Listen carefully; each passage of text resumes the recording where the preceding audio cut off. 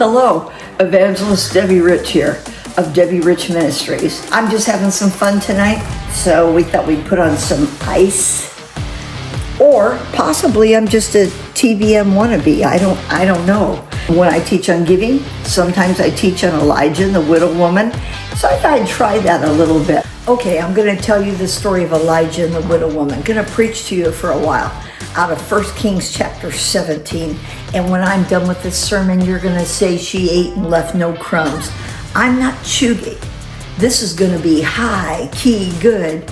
It's gas. When I preach, it isn't spilling the tea, it's fact. It slaps. No cap. I know you think us preachers are so extra dramatic. Wonder why.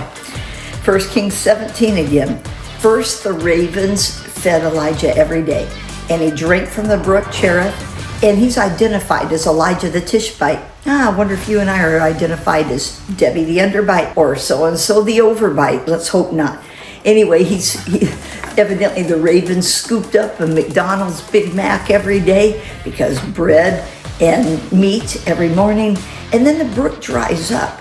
That's when we go, God, what you doing to me? I thought you gave me the job. Now I got the pink slip.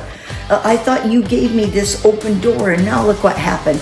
No, God gave it to you. He just will give you the next step too. He doesn't want you dependent upon the brook, the employer, the government, your spouse, anybody else. He wants you dependent upon Jehovah Jireh, the Lord our provider, El Shaddai, the God of more than enough. So Elijah is now sent to a widow woman. In the natural, it looks like it's going from bad to worse. And he's coming down the road. He's probably singing a song that was a bop. He came to the widow's house, and when he saw her, he said, "Sir." And she could have looked at that guy and said, "Sus." The way he looked, is he coming to drag me? But no, he was on fleek. TBH, I feel like he could be wanting to throw shade. If he wants something from me, that's trash. We don't even have anything. She was not bougie.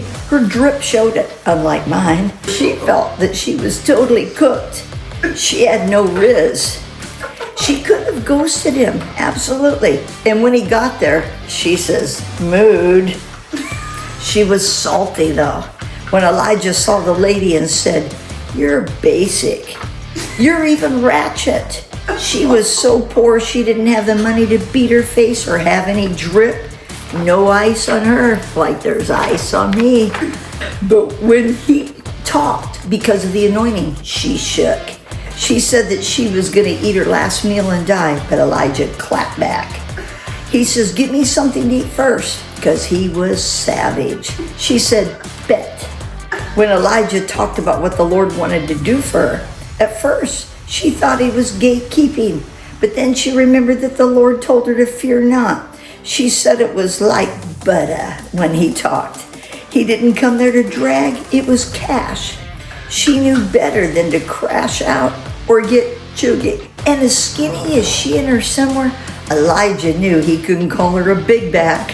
He can some of us, but not her. He saw the ribs sticking out on her son. He knew he had to ask her to give him something to eat first, and he said, "Enayu." When Elijah asked for something first, she crashed out. He didn't ghost her though. He said, "We are fam." He didn't go there to flex on. He knew the situation would get high key good pretty soon. He said, "We're finna fix your starvation." Dying of starvation is not the will of God. That's trash. He knew the thoughts they were living with, and those thoughts were living there rent-free. She said, "Keep it 100. She said, "Oh, crew." When he said they had to give him to eat first, she laughed and said, "You're sending me." But then she really started listening up. He said, "I need you to skirt right on out there and get me something to eat first. Bring me some food." She said, "Yes," and obeyed, and the oil and meal multiplied, and they were provided for the rest of the famine. When they got their miracle, Elijah was her goat. He was her main character, period. After that, she said, "I stand your ministry." After they ate, she glowed up. She said, "Gas, that was sick."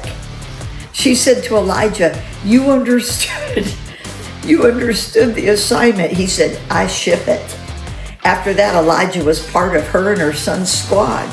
She and her son got to feeling so good and on fleek, they were slaying it. When the other preachers in the land went woke, Elijah stayed with God. When the woman could have held on to survival, she gave to God through giving through the man of God first, and she prospered. So your job and my job, when God or anyone who uses us gives us the command from heaven, is just to say, Yas.